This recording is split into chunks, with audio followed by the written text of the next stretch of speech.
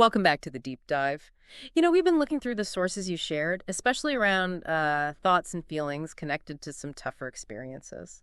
Yeah, and something that really stands out is this idea of thinking patterns. They're sort of like mental shortcuts, right? Ways we Right. all categorize things daily. Exactly. Super useful sometimes, but the materials suggest they can become these unhelpful habits. Especially Yeah. for folks who've been through a lot.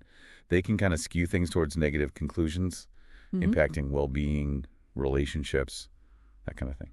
So for this deep dive, we thought we'd explore some common patterns mentioned in your sources. Not saying you necessarily think this way, but just understanding them might be helpful. Good idea.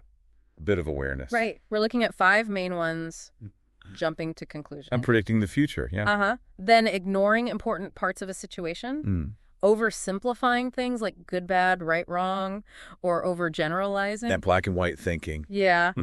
Then mind reading. Assuming you know what others think. And finally, emotional reasoning, using feelings as proof. So should we jump in? Let's do it. So that first one, jumping to conclusions.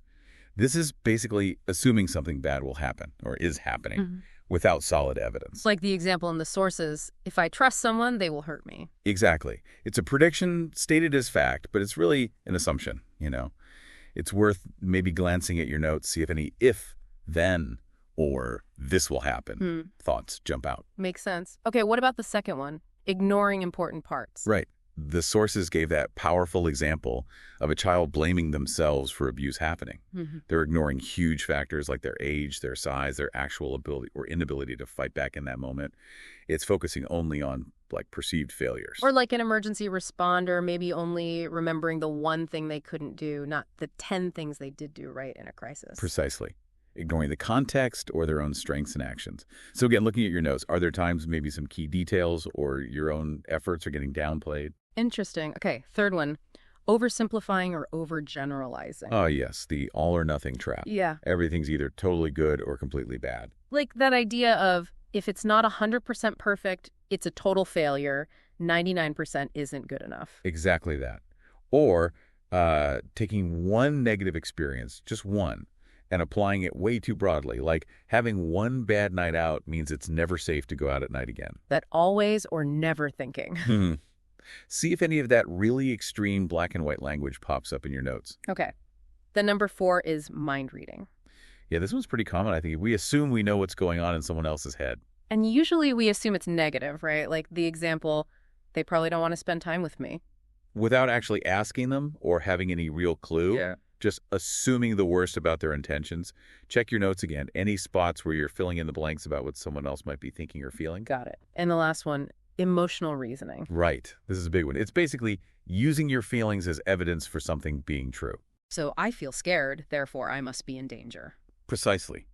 And the sources rightly point out, after trauma, our sort of internal alarm system can get really sensitive. It might go off even when there's an immediate danger, a false alarm, basically. Like the other example, because I feel guilty, I must have actually done something wrong. The feeling becomes the proof. Exactly. So look for thoughts where the main reason you believe it is just because it feels true. Is the feeling the primary evidence?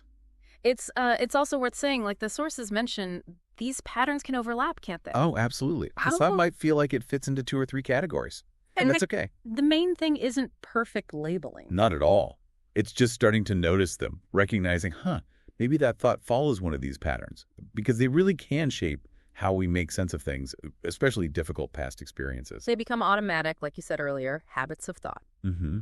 Habits. Yeah. And the first step to changing any habit is just awareness, seeing it happen. So we just encourage you, the listener, to maybe reflect. Do any of these patterns sound familiar?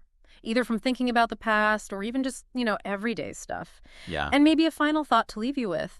Now that you've considered these common thinking patterns, what small shift, what little change in perspective might be possible if you just started noticing when these patterns might be shaping your own thoughts? It's a really good question. Because just recognizing them gives you a bit of space, doesn't it? An opportunity to pause, maybe question the conclusion a little, and gently, gradually move towards thinking patterns that feel more balanced and ultimately more helpful.